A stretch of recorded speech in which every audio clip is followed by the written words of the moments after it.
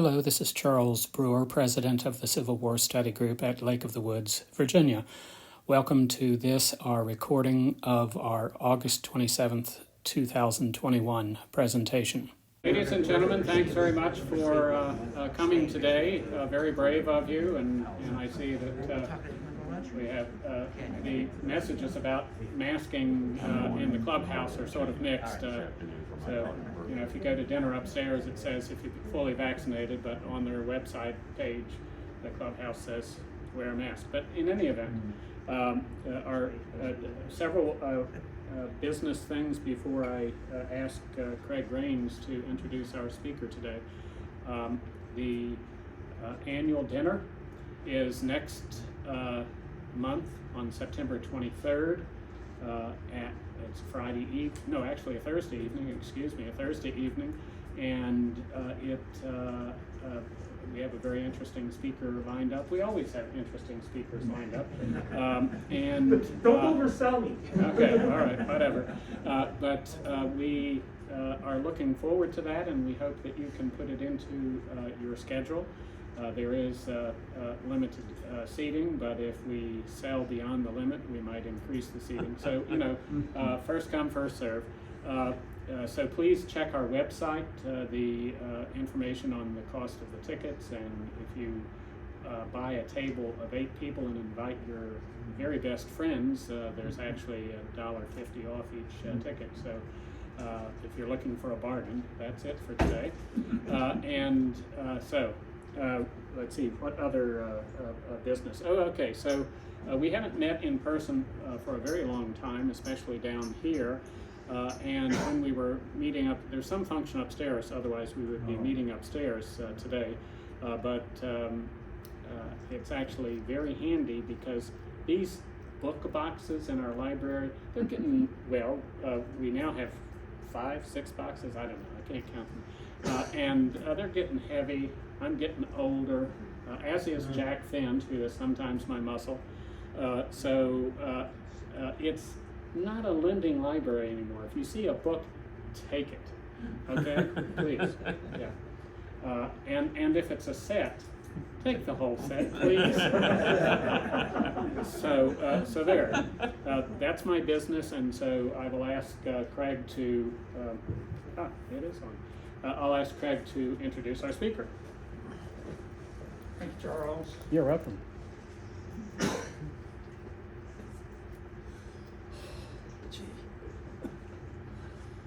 How many of you in this room have walked on one of the battlefields in the area? Yeah. You may have walked on grounds or seen a landscape that was created or bought or developed or made available to you by the Central Virginia Battlefields Trust. Our speaker today is Terry Rensel. Terry is the Executive Director of the Civil War, or the Central Virginia Battlefields Trust. He's a native of Erie, Pennsylvania. Some of my family is from Downingtown, Pennsylvania, so I claim some sort of kin to him, opposite sides of that little state. But anyway, he's a graduate of the University of Pittsburgh at Bradford. And then he went on to get a Master's of Public Administration degree from the University of Alaska Southeast in Juneau. Probably our first speaker who has a college degree from Alaska. So if you'll notice his mask, you'll notice he's proudly showing the flag of Alaska and the, I guess, the Big Dipper and the North Star, correct? Okay. Terry writes for Emerging Civil War. You know, that's Chris Makowski's site, and one of the best sites you could ever find with the best books that you can read that are simple and easy to read. And Terry is also on the editorial board of Emerging Civil War. He writes a blog, and it's available for you on the internet. This year, Terry is reasonably new to the area. He may tell you a little bit about that. But the organization that he is executive director of is not new. It's celebrating its 25th anniversary, and it is one of the most recognized battlefield preservation organizations in the country. And you know, it just started out with a bunch of people sort of like you all, who were in Fredericksburg and got concerned about the fact that Northern Virginia was creeping down this way and developing everything it could, and they decided that there was a big need to save the battlefields and pieces of the battlefields for the future, so people could study the history of this area and what happened here. So with 3 or 4 guys that were just local local preservationists, formed the Central Virginia Battlefields Trust 25 years ago. Today, Terry will recount some of the accomplishments that have taken place over the last quarter century by this organization that had the theme of preserving dirt and grass. But I think by the time you get through seeing the presentation today, you know there's more to that than just preserving dirt and grass. Trees. Trees. Thank you, Clive. So please join me in welcoming Terry Rensel.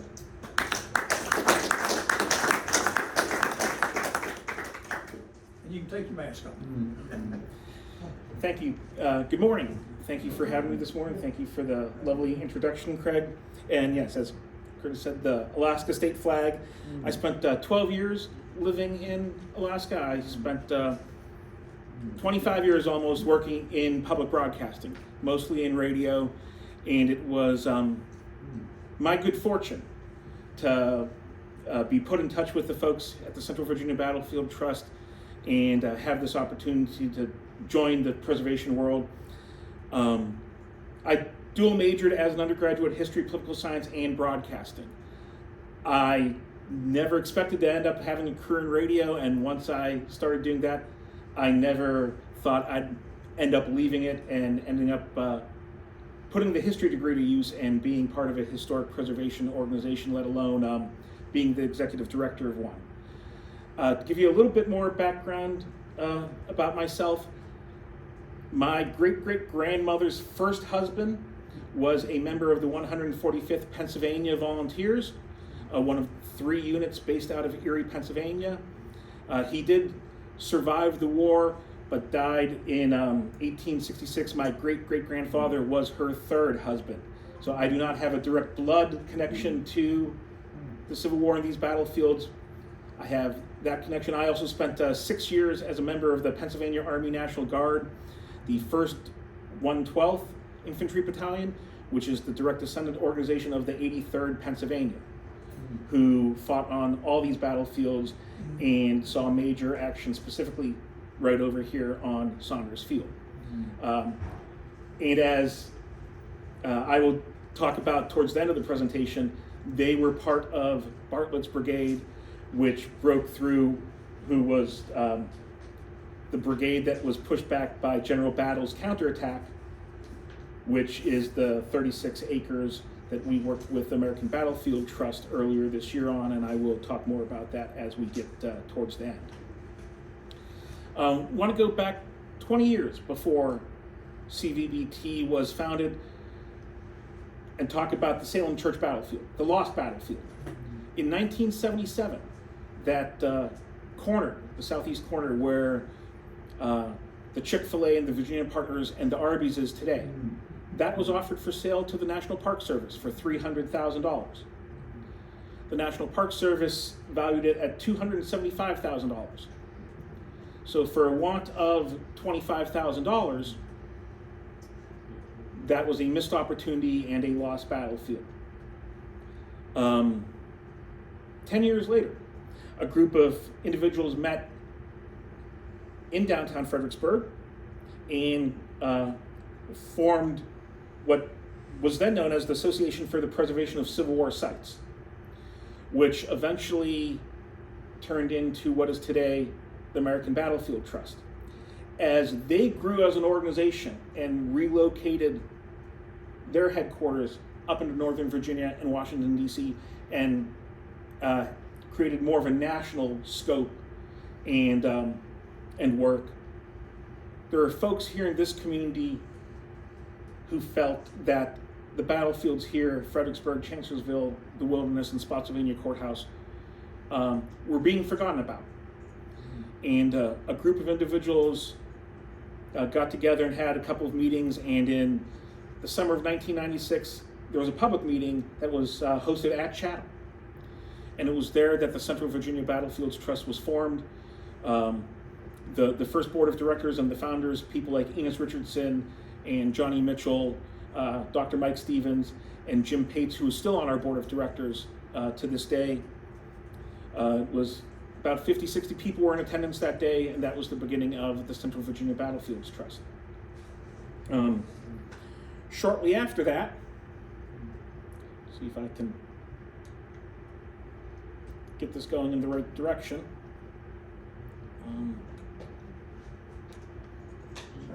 We have, that's quite all right. Excuse me. Thank you very much.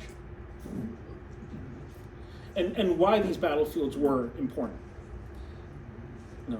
Halfway between Washington and Richmond, the crossroads of the Civil War here in Virginia. 4 major battles fought over an 18-month period. Hundreds of thousands of troops, hundreds of thousands of casualties. You may wonder, how do we determine what we save? There's a lot of things that come into play. One, we are an organization of opportunity.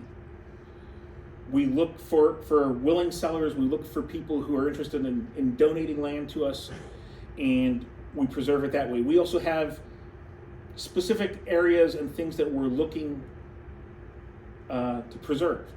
The Jackson Flank attack, places outside the national park authorized boundary that were relevant to the war and the battles. It's kind of a game of chess. And I absolutely love that Civil War chess set. You can't save everything, no matter how much you'd like to, no matter how important it is. So we have to, be strategic on how we pursue opportunities. We need to find where we can make the biggest difference, whether that's working on our own or partnering with our friends at the National Park Service or the American Battlefield Trust or other private and public organizations and individuals. Some of the tools that we use to figure out the importance of the land that we're looking at or that is proposed to us.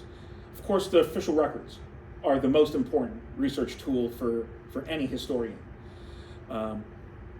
Lots of great information in there, lots of great detail that you're not going to find anywhere else.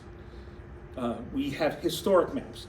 Our friends at the National Park Service help us out. We also have maps made on our own, which include troop movement maps and LiDAR maps, which can show things like trench lines and rifle pits that you might not be able to see from the air because of the foliage, or even when you're walking on the ground.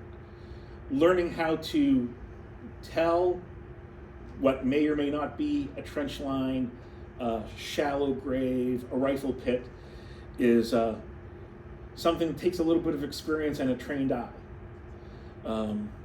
There's things that I've seen on these battlefields and on battlefields in other places I've gone that I would have completely missed if I hadn't learned how to look for certain things and what might be a natural occurrence and what was definitely man-made.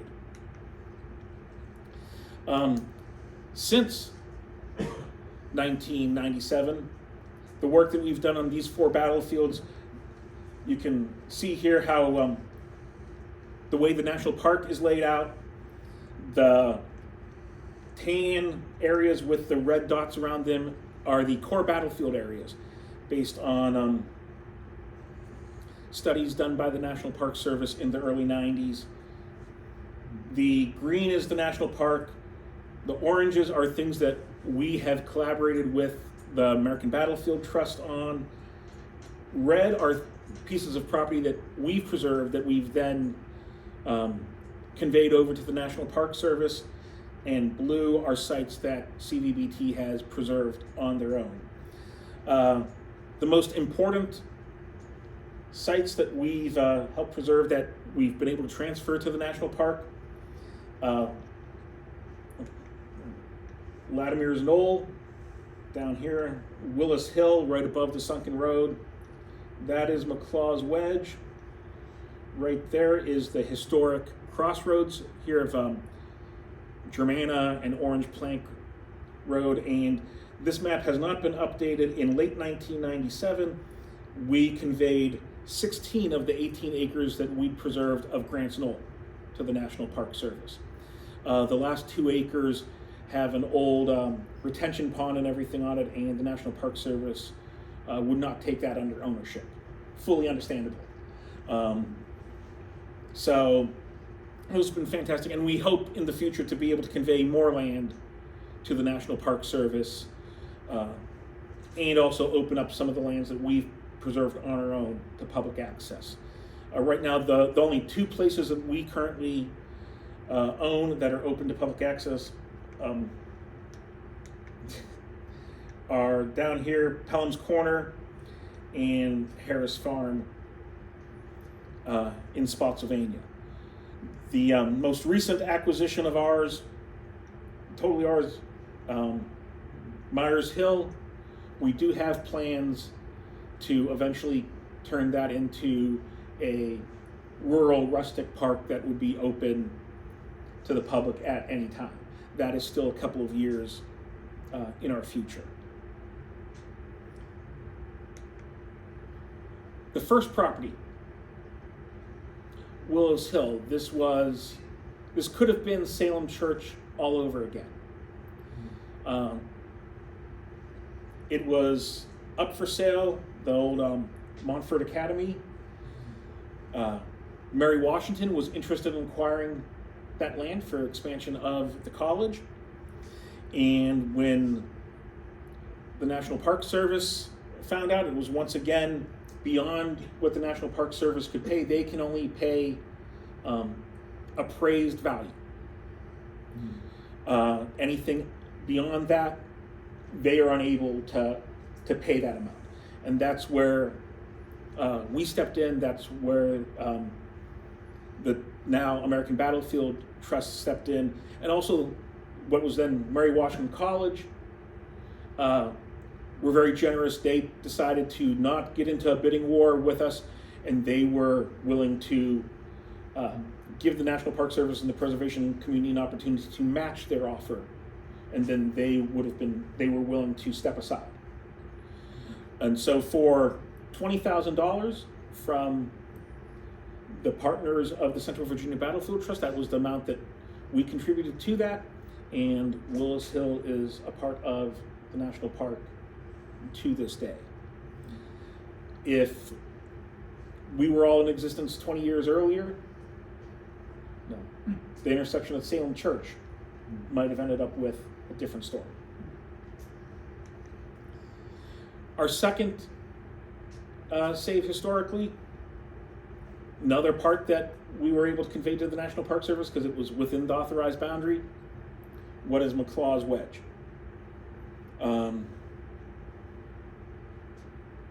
That was one of the locations that was one of the scenes for Red Badge of Courage when that was written well after the war.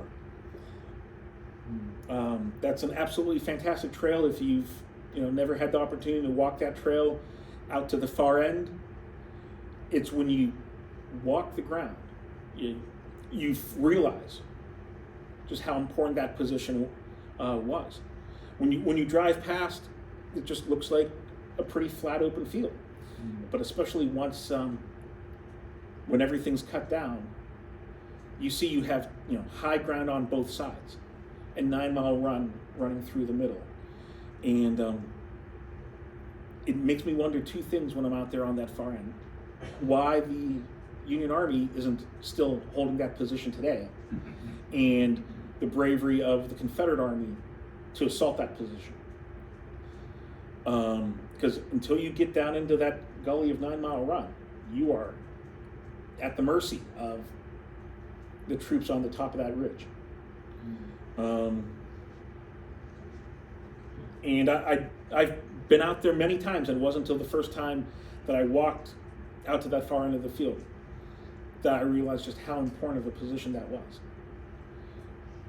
And it's being able to put your boots on the ground, to walk the ground, that gives you a true appreciation of what happened there.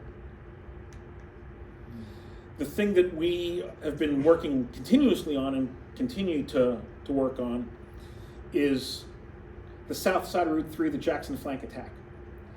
The first piece we saved in May 1998 was actually on the north side. It was the piece of land that fronts the driveway into the National Park Service site in that field.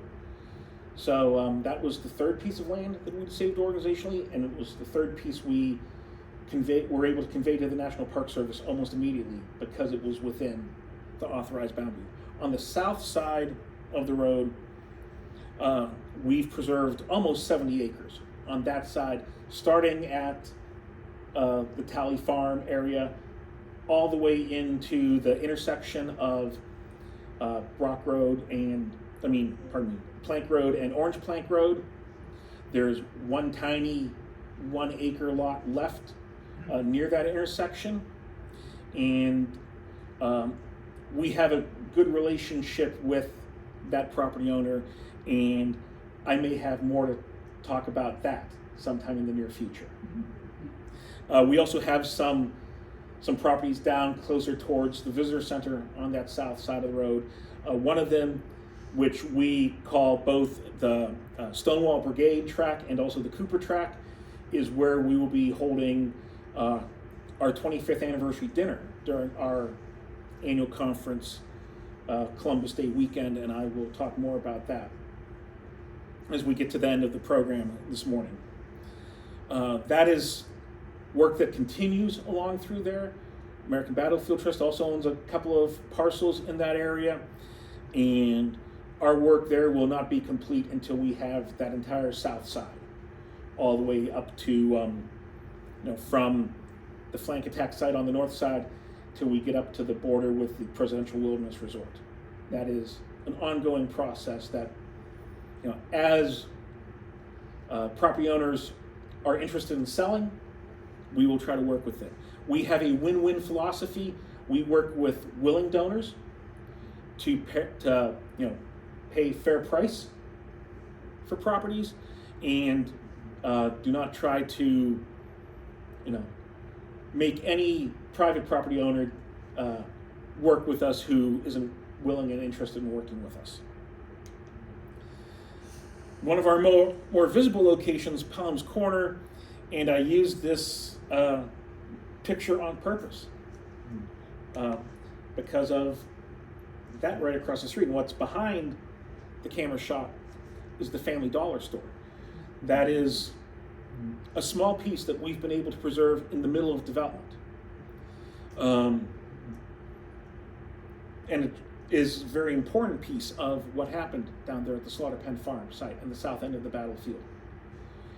Pelham and his bravery, his work held up the Union advance.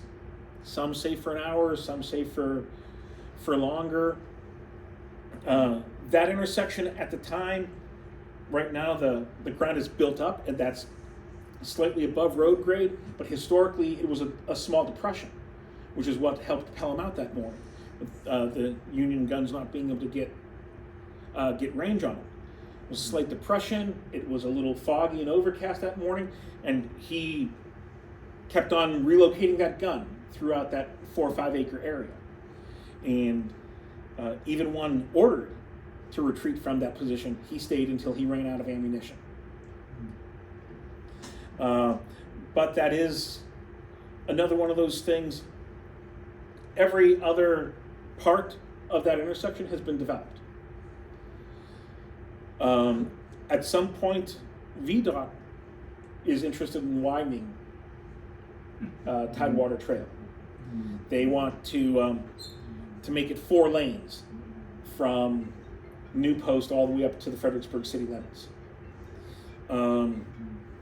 That's going to be an interesting thing when that day comes, because we hold an easement on that corner. The American Battlefield Trust, of course, has an easement on the Slaughter Pen Farm. And either the Country Club or the Elks Lodge over there, or both, also have easements on their land. So, not sure that that's going to make the widening of Tidewater Trail a priority on VDOT's schedule if they have to try to work through all those issues. But I do know from any time I go down there and visit the Slaughter Pen Farm or Palms Corner, there's a lot of traffic going in both directions on that road. And if you try to go down Tidewater Trail in the afternoon after work, it is quite often backed up and bumper to bumper from the Blue-Gray Highway southbound, at least till you get past Industrial Park. And it is pretty hard to make a left coming out of the Slaughter Pen Farm most of the time. All of these things that we've been able to do, we've only been able to do because of the generous support of our donors, who we refer to as our partners. When you financially support the Central Virginia Battlefield Trust, you are our partner in preservation, because it's only through all of our combined efforts that we're able to preserve this hallowed ground. As my board president, Tom Van Winkle, likes to say, your green helps us save green.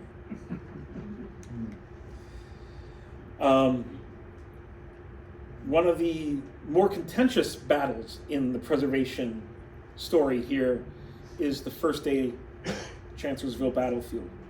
The original part that we were able to preserve with what was then referred to as the Civil War Trust is the 134 acres around the farm, the silos, and what is now the Spotsylvania County Museum site. From that corner where the elementary school is to just a little past Lick Run, that was the first chunk.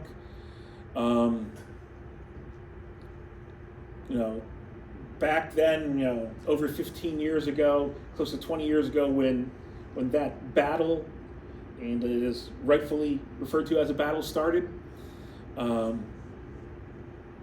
was a developer who wanted to make a town center type of development with single-family homes, townhomes, apartments, light industrial, light business. Sounds eerily familiar to the things that are happening today that we can also touch on as the morning moves on. At the time, the Civil War Trust got involved after the original developer moved on to other projects. Originally, we were all trying to preserve the whole thing, almost 800 acres. Today, it's about 215 acres between what we helped the Civil War Trust do and what they did on their own to the west of that site, kind of around that driveway entrance to the newer subdivision that's going in right off of Route 3, and that also includes the old McGee family cemetery is in that lot, and ABT keeps that maintained the best they can also. And that was the McGee family who lived on that location, that western site, and just beyond what ABT owns today, that's the part of the family that's buried in that cemetery, and they were Unionists. Abner McGee, who lived just west of what's preserved, I'm not necessarily sure spy is the right word to use, but he definitely provided the Army of the Potomac with information prior to and around the Battle of Chancellorsville. And the Confederates, it was very well aware, the Confederates knew that he was a Unionist, and on a regular basis would come by the house trying to capture him. And he spent many a night hiding in the woods around his property and around that area. The Slaughter Pen Farm at the south end of the Fredericksburg battlefield, to this day, still the most expensive piece of property that has been saved by the preservation movement. $12 million, the American Battlefield Trust paid for that in 2006. The only reason they were willing to go to that expense was because the Central Virginia Battlefield Trust promised $1 million towards that effort. Still the largest single amount of money we have provided to any preservation project. I've heard the stories about the big sticking point was the barn cats. The barn on the property was full of feral cats, and the owners wanted to make sure that they were taken care of and not euthanized after the sale. And so for several years, some of those outbuildings remained so that the cats could continue living on the property. Kind of a strange life estate situation. You think of life estates as buying a house and you living in it till you no longer have use of it. And in the case of the Slaughter Pen Farm, it was feral barn cats. And if it wasn't for the fact that those 200 acres were preserved, today that would be more office parks, industrial space, and Shannon Airport might have a new runway that runs north and south instead of being landlocked the way they are between Tidewater Trail and the railroad tracks. And that's another amazing piece of property that when you get out in the middle of it, as you drive past it, that's a flat field. And even as you get on the property and are in the front end of it, it's still a flat field. So once you get out past that tree and start walking in the direction towards me off that picture, that you see how the land gently slopes away from Tidewater Trail, and then you get out there and there's a little hump, and then there's a huge dip towards the railroad tracks. And on that piece of ground, in December of 1862, 5 Medals of Honor were won there. 4 of them up in the corner near the railroad tracks and Shannon Airport. The 5th one was more off the direction, off the screen, in the opposite direction to the south of that tree.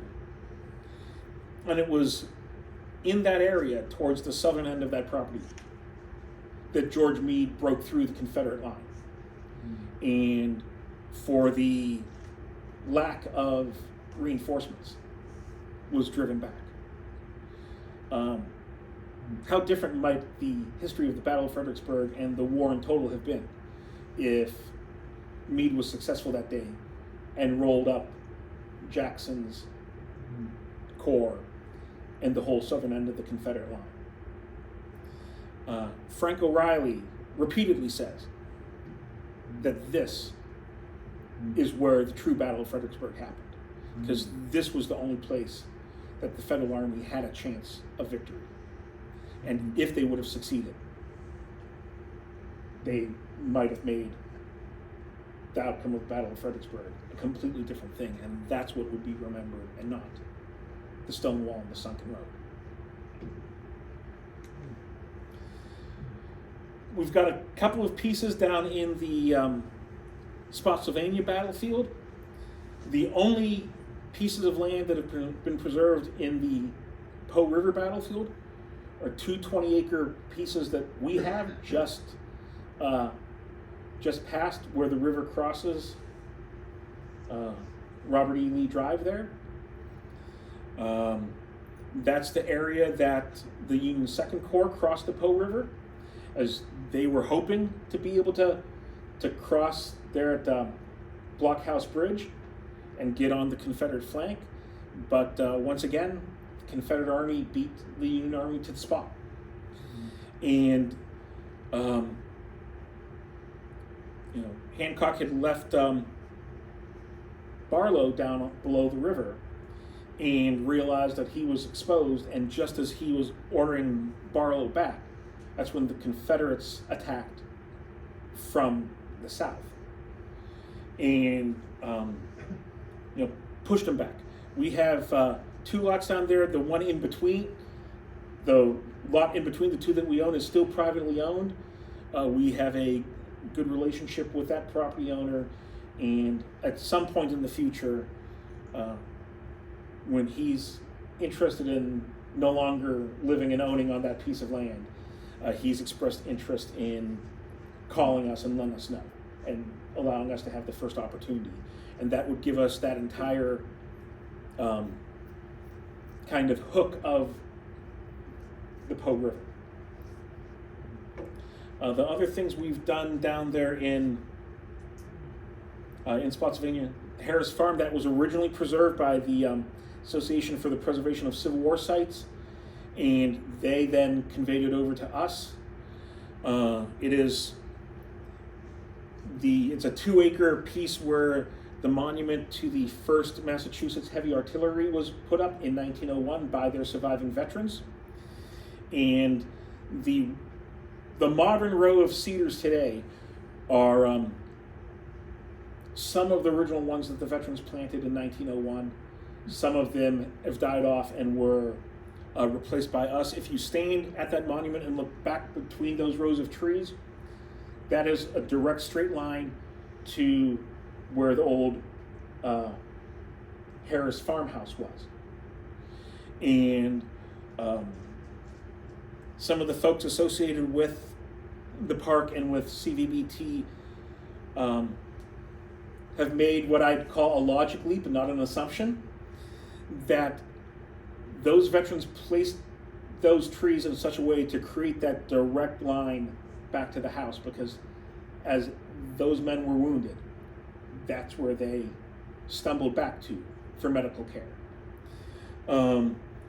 Below the monument, as you go down the hill to the lower road, we also have a preservation easement in line of sight, where the property owners behind that monument are not allowed to put any, make any changes to their property within the line of sight if you're standing on the front side of that monument looking at it and down that hill.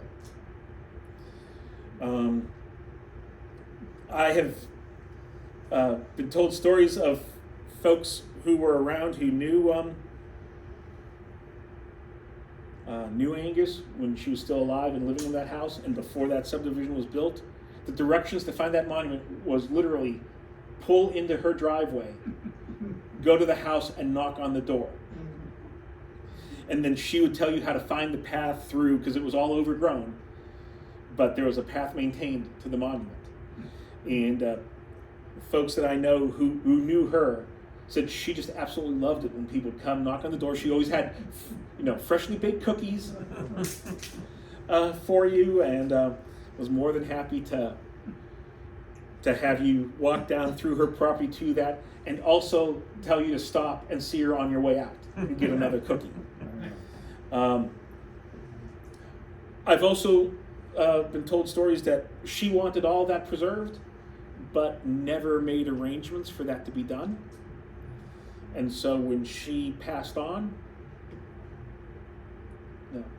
time moved on without her. And the farm was developed, and we are fortunate to have what we have there now. The last active fighting of the 2 weeks of the Battle of Spotsylvania Courthouse, Po River, kind of one of the first actions. So we've been fortunate to be able to save land, as part of the whole 2 weeks, because the other 2 pieces we have, the 5th Corps track, that is where, that is just past, if you're coming up Brock Road northbound, on the left just past the entrance to the park, and just past Hancock Road on the other side, and that is where elements of the 5th Corps launched their attack across Laurel Hill on at the opening parts of the Battle of Spotsylvania, and that's where they fell back to. And we are fairly certain that that is also where General Rice was wounded and died. Where, you know, his dying words were, you know, move me and face me in the direction of the enemy, because I want to die, you know, looking at them and not turn away from them. And the final piece that we have at Spotsylvania is Myers Hill. That's our most recent individual acquisition. That's 73 acres, and that is also some of the last action during the Battle of Spotsylvania Courthouse. That is where Grant and Meade wanted to try originally to get around Lee's right and come up through south of the courthouse at him. When they found out that that position was held, that's where Grant decided to once again flank Lee and the Confederate Army and start the movement that eventually led to the North Anna. And this sketch here is the sketch of George Meade when he was almost captured on that piece of land. He rode up to check on how things were up there, and arrived just as the Confederates were counterattacking. And in this sketch, in the background here, that's the Confederates attacking the Meyer House, which the Union Army was using as a temporary headquarters. And that is Meade into the top of the hill and then going down to the Nye River and crossing. And the property we own there comes to the crest of that hill. So at the back end of our property, you stand there, you look down the hill to Nye River, which is where the Union Army crossed again, and is the position where Meade almost got captured, which then sent him back, made him absolutely irate, and that's when he ordered a division to go back across and retake the hill. But at that point, the Confederate troops were falling back closer to the courthouse because they learned what they were looking for by making that attack to see what the Union Army was up to. 2 days later, the Battle of Harris Farm happened, just as Grant and Meade were looking to move to the left and to the south and start down modern-day Massaponax Church Road and head for the North Anna. Of course, since we are out here in the wilderness, I saved that part of the battlefields for last, even though it's not in chronological order. I started off talking about Grant's Knoll, and that was 2 different tracts that were donated to us by the Silver Corporation Company. And in 2019, after 5 years of work, we were able to convey 16 acres of that to the Park Service to be included in the park. We still have the 2 acres closest to the sheets. Right inside that tree line and on that hill is a floodwater retention pond, and also part of those driveways are part of that 2 acres that we've ended up owning. And the National Park Service, and rightfully so, in my view, will not take things like retention ponds or black-topped access roads. So, you know, eventually the Park Service will open all that up to trails. They already have, you know, one trail there in the little pull-off that they call Grant's Knoll on the driving tour. That's a little south of the actual position, but it's what they owned at the time, and as their resources allow, they'll be working to create trails there and cut all that in. The other thing we did as part of the Wilderness Walmart fight that Craig and I were talking about when I first arrived this morning before you all got here, as that was going on, we purchased the 96 or 93 acres you see in red here, where the little cutout is straight down, that eventually was conveyed to the National Park Service. That's about 30 acres. The traditional historic crossroads section between the Orange Turnpike and the Germanna Highway and the road that eventually connected through to Brock Road, and some of that historic road trace still exists. As you come in the driveway, which is the driveway to the Lyons Farm, past what's left of the ruins of the Wilderness Tavern location, that is part of the historic Orange Turnpike road trace as it goes into the woods, and then there's the footpath that crosses the bridge, and then when you come out on the other side, Brigadier Drive is built on the old historic road trace.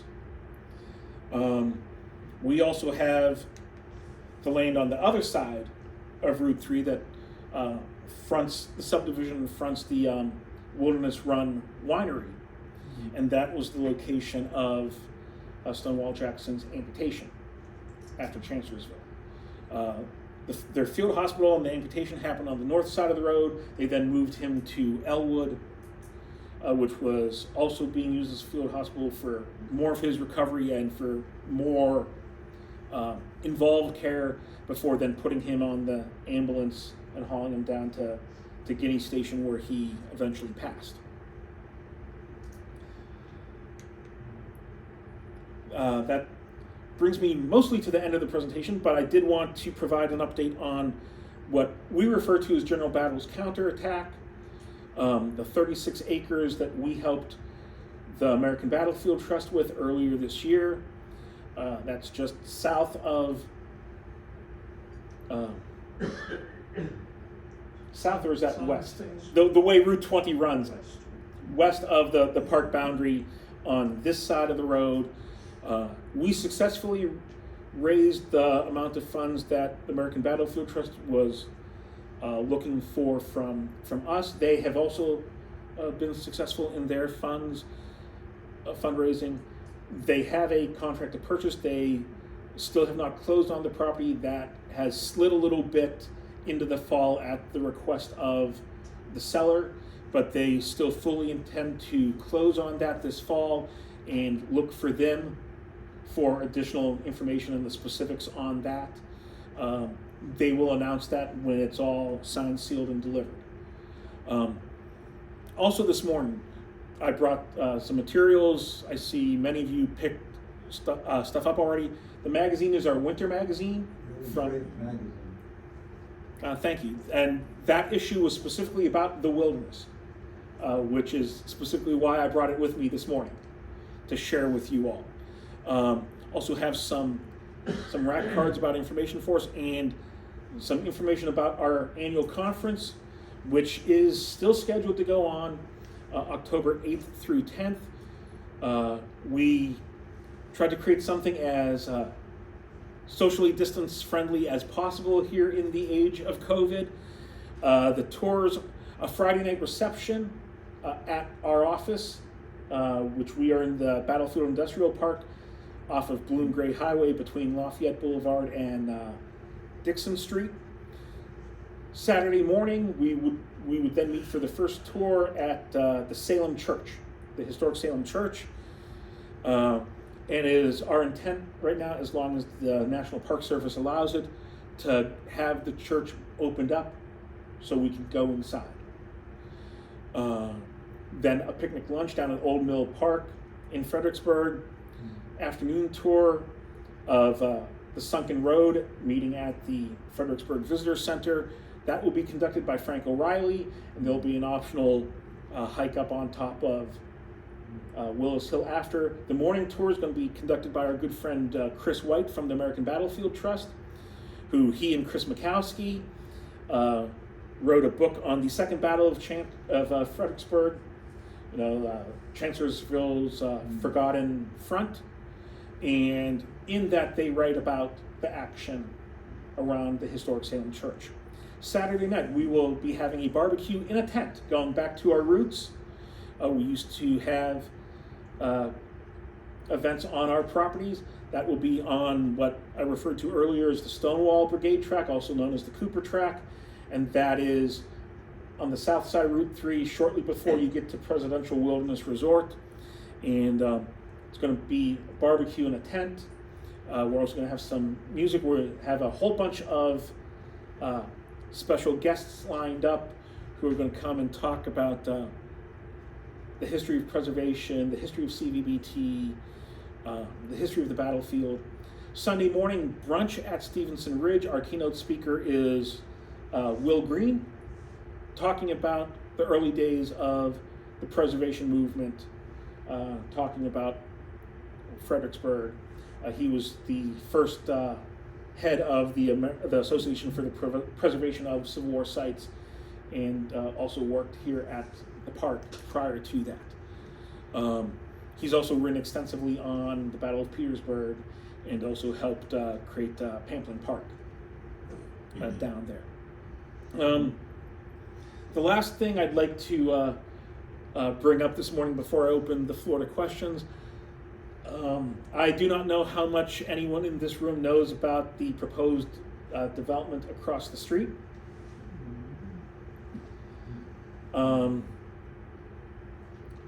They are looking at creating a development across the street that would be a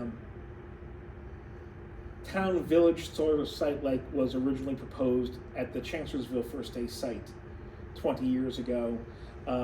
Chip King is the developer. He was one of the original people who signed off on the Gateway study back in 2012. It does not appear that anyone's really interested in sticking to those ideas. I was part of a call on Wednesday afternoon. The old Wilderness Walmart Coalition is putting the band back together, as we say, and we all know that something is going to happen over there, but no one is against a development happening there, just want it to be reasonable. Their proposal right now is calling for 20,000 housing units.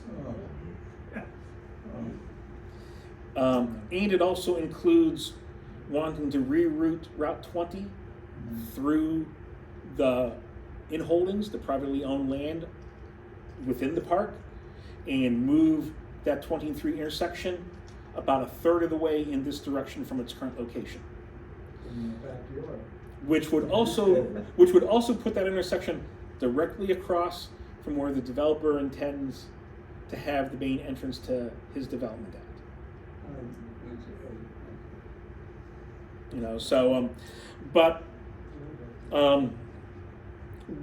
There are conversations happening. It is the American Battlefield Trust, the Piedmont Environmental Council, ourselves, the National Trust, the Park Service is a part of these conversations, and a couple of other organizations.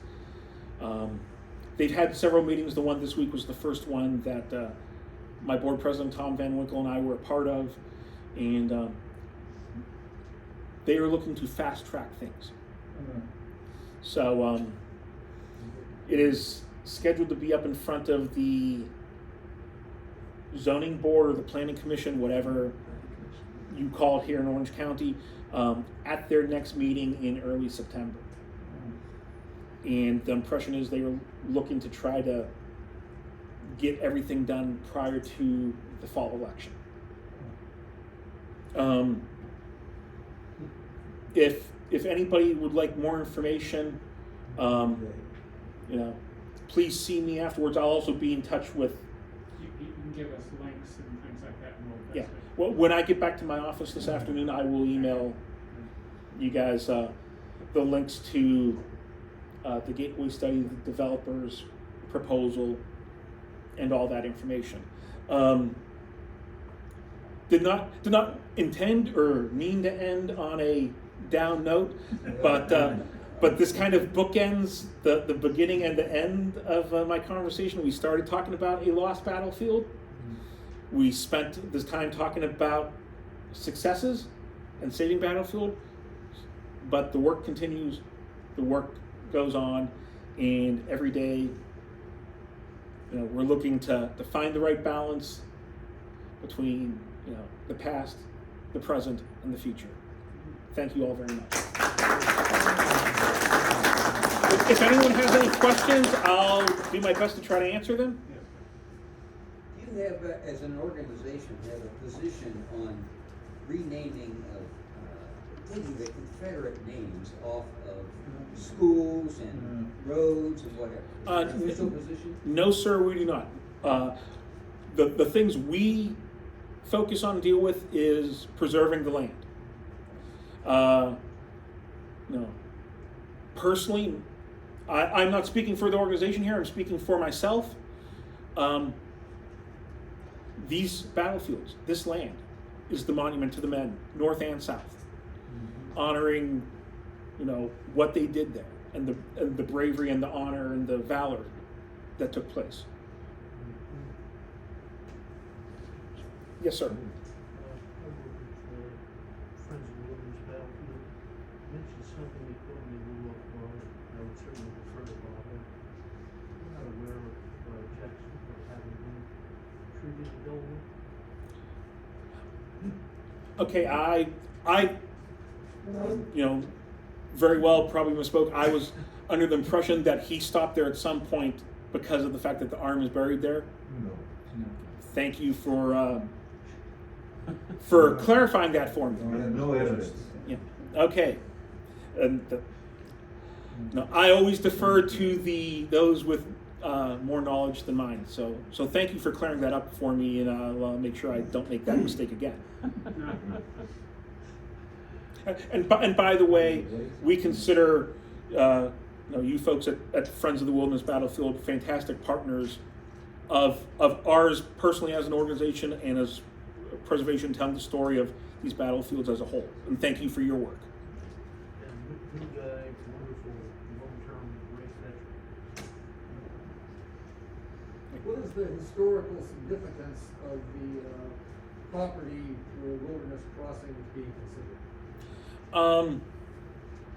It actually has several historic stories to it, going all the way back to the founding of this area.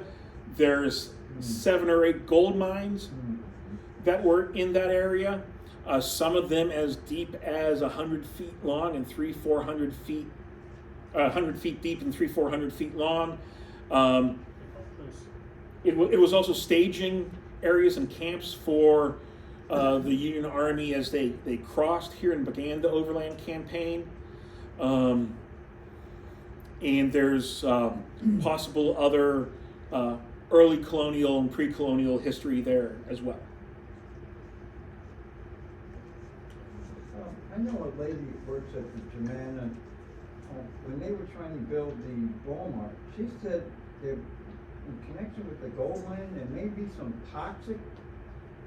Have you heard anything about toxic things in that neighborhood? It could stop the whole program. Yes, as a, I believe it's as part of the residue from the gold mining. I believe it's mercury, Okay. possibly, and that it is very close to the Rapidan there, and that area is Toxic. yeah. So that's Well, it. well, there's a stretch of the riverfront that is from what I understand, a no development zone because that stuff is real close to there. Can It that is- stop it? I They do gotta not. do some soil tests. Yeah, I do not know. That's something that the Piedmont Environmental Council folks would have more information with, and Exactly. I believe they would be more than happy to come and do Oh, some yeah. sort of presentation for you all here if you're interested in that at some point. That could kill the whole program. Hopefully. You know, but I don't know if it would kill it. It would definitely shrink it, but it Shrink may possibly kill it. I do not know. Any other questions, comments? Thank you very much. Thank you. And I want to say you guys are the first group I've spoken to in person. So, no, thank you for the invite, and thank you for being my guinea pigs this morning. We were pretty good, weren't we? Yeah, fantastic, and great questions. Thank you. Get your face in there. Seeing this presentation and the recitation of all the generous funds that they've received over the years makes our small gift, a humble one, but we would like to present this small gift to the Battlefield Trust, and we thank you very much. Thank you very much, and thank all of you for your interest in the history and for your support of CVBT in the past, in the present, and in the future. Do you want to get a picture of the, okay, give the check back and I'll... Okay, thank you.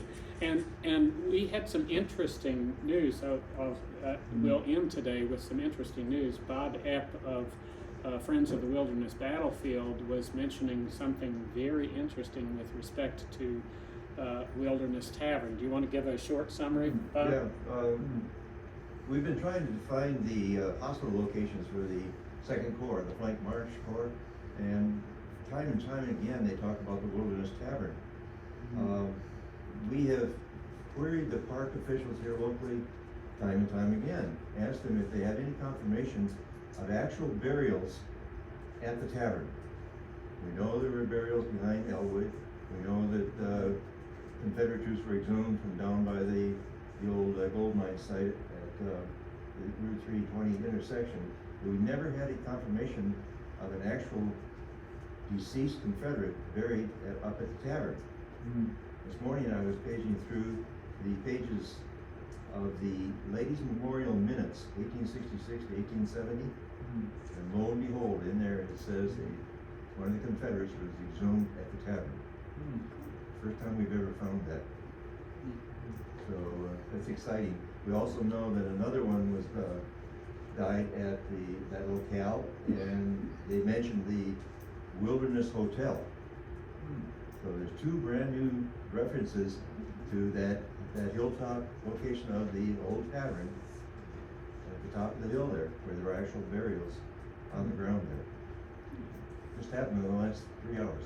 Thank you very much, Bob. And that That's great. really tells you, reveals the fact that history, we're always learning more and more. The more we look for things, get lucky breaks like that, the more we find out about history and hopefully can understand the importance of things that happened in the past. So with that, I thank you very much. Thank you again, Terry, for your excellent presentation. And we will post on our website a link to the annual conference that you mentioned with all the information about that.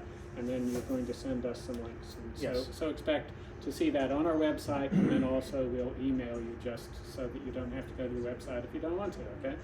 All right, thank you very much. We'll see you hopefully at the annual dinner in September. So Hit the please. books, hit the library. Well, okay, yes, and also hit the books. I already see that Alita there is already taking some, and that's excellent.